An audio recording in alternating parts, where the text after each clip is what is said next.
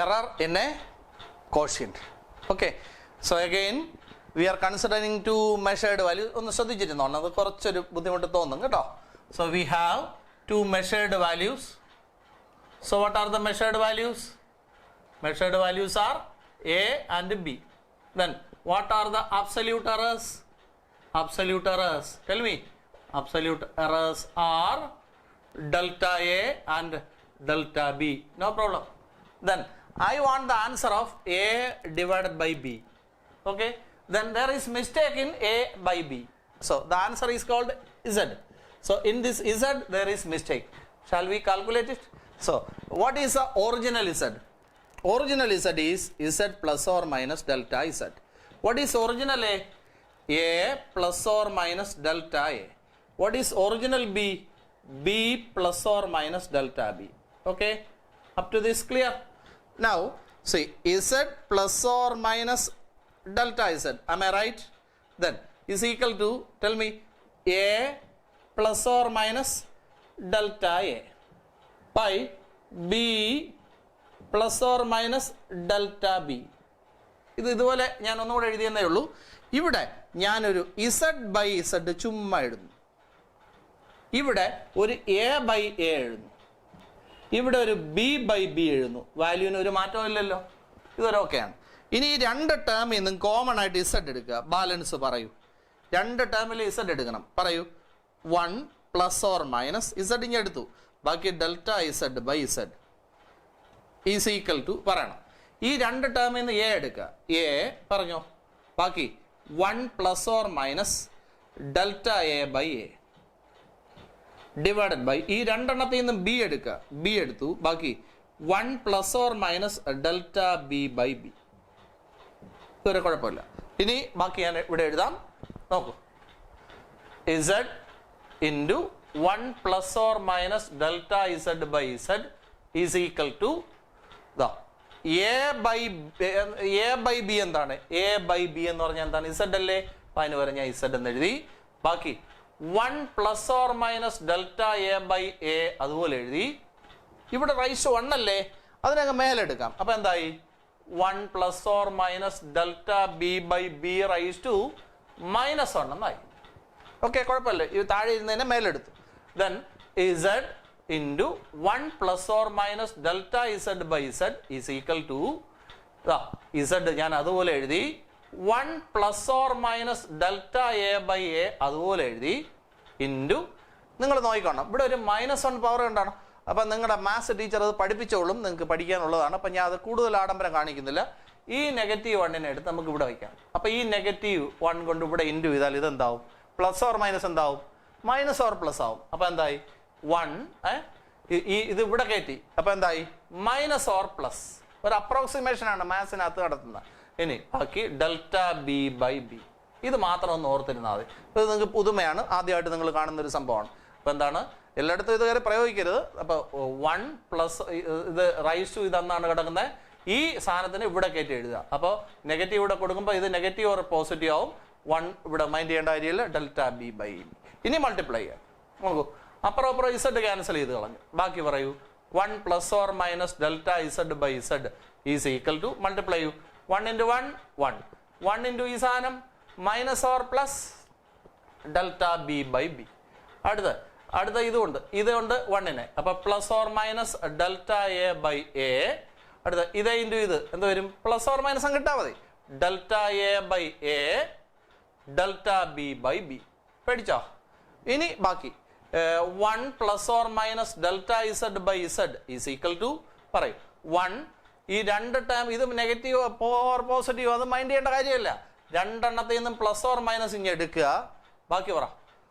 Delta A by A ഇത് plus delta B by B എഴുതി.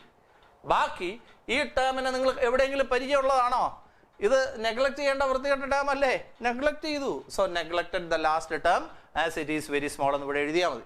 ഇനി അപ്പുറം 1 കളഞ്ഞു. പ്ലസ് ഓർ മൈനസും കളഞ്ഞു. ബാക്കി പറയൂ.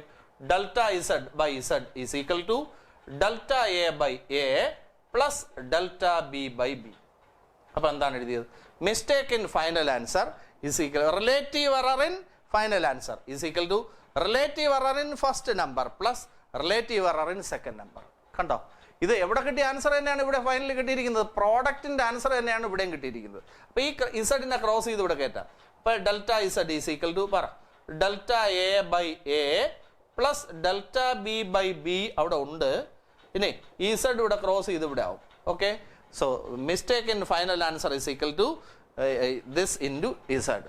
ഓക്കെ, അപ്പൊ ഇത് ശ്രദ്ധിക്കേണ്ട കാര്യം, പ്രോഡക്റ്റിന്റെ ആൻസറും കോഷ്യന്റിന്റെ ആൻസറും ഫൈനൽ ആൻസർ സെയിം ആയിരിക്കും. ഇനി അഡീഷൻ്റെയും സബ്ട്രാക്ഷൻ്റെയും ഫൈനൽ ആൻസർ സെയിം ആണ്. ഓർമ്മയില്ലേ? അഡീഷനിലും സബ്ട്രാക്ഷനിലും എന്തായിരുന്നു final answer? Mistake in the final answer is equal to mistake in the first number plus mistake in the second number ആയിരുന്നു. ഇവിടെ എന്താണ്? Delta Z is equal to Z into delta A by A plus delta B by B എന്നാണ്. അപ്പോൾ ഇത് ഫുള്ളായിട്ടും ഞാനൊന്ന് പറയാം. How many measured values are here? ഇതിന് സിമ്പിളാണ്. So how many measured values are here? 2. What are they? A and B. Then you want to find the quotient. So we want the answer of A by B. So we want the answer of A by B. So A by B can be written as Z. So first step, let Z be equal to A by B. Then what is original Z? Z plus or minus delta Z. Then what is original A? A plus or minus delta A. Then what is original B? B plus or minus delta B. No problem. Then Z then plus or minus delta Z then is equal to A plus or minus delta A then divided by B plus or minus delta B. Then ഇവിടെ I am writing Z by Z. Here I am writing A by A. Here I am writing B by B. ഈ step നമ്മുടെ നോട്ടിൽ ഇല്ല. അത് നമ്മൾ ബുദ്ധി വെച്ച് കണ്ടുപിടിക്കുന്നതാണ്.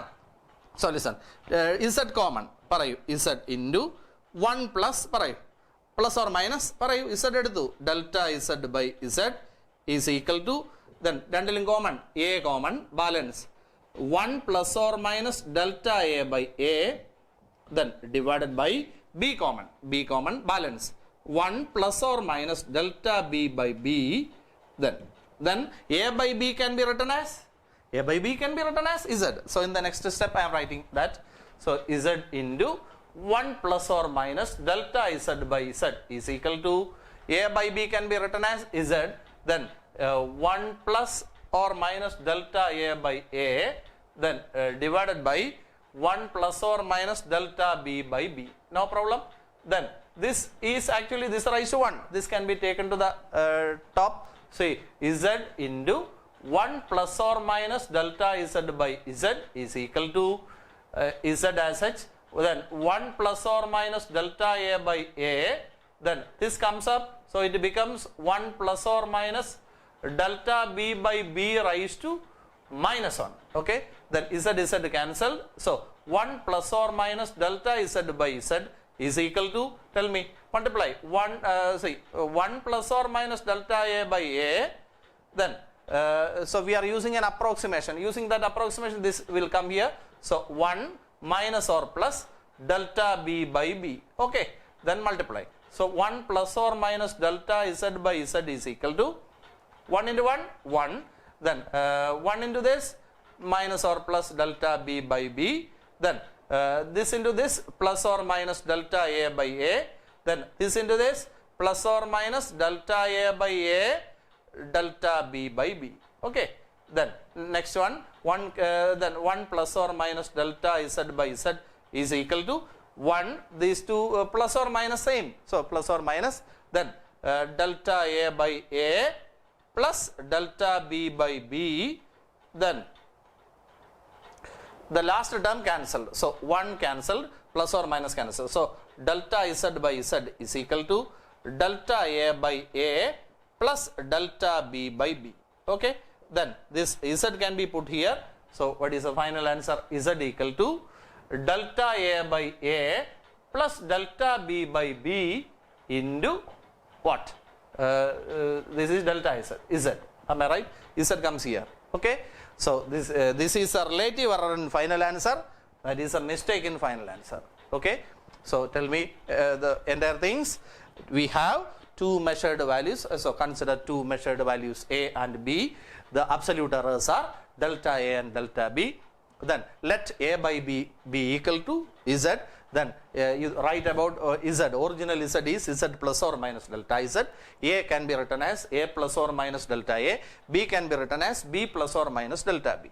Then the second term can be written as Z by Z. Then here A by A, here B by B. Then Z taken common, A taken common, B taken common. A by B can be written as Z. Then next this is taken to the numerator. Then approximation, this will come here, so it becomes like this, multiply, so you are getting this, 1 cancelled, then Z already cancelled, then the last term cancelled, then 1 cancelled, positive plus or minus cancelled, so you are getting this Z is taken to the numerator, so you are getting your final result. This is answer of what?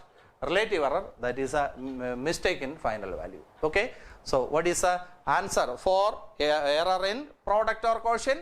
Relative error, delta Z by Z equal to delta A by A plus delta B by B. So delta Z equal to Z into delta A by A plus delta B by B. Then what about sum and difference? Mistake in final answer, maximum mistake in final answer is equal to mistake in first number plus mistake in second number. Okay, അപ്പോൾ ഇത് നന്നായിട്ട് എഴുതി പഠിക്കണം എന്ന് പറഞ്ഞാൽ ഒരു 5 പ്രാവശ്യമെങ്കിലും എഴുതി പഠിച്ചാലേ നിങ്ങൾക്ക് ഞാൻ എഴുതിയ പോലെ സ്പീഡിൽ നിങ്ങൾക്ക് എഴുതാൻ പറ്റൂ. അപ്പോൾ ആ സ്പീഡിലേക്ക് എത്തിക്കണം. ഓക്കെ.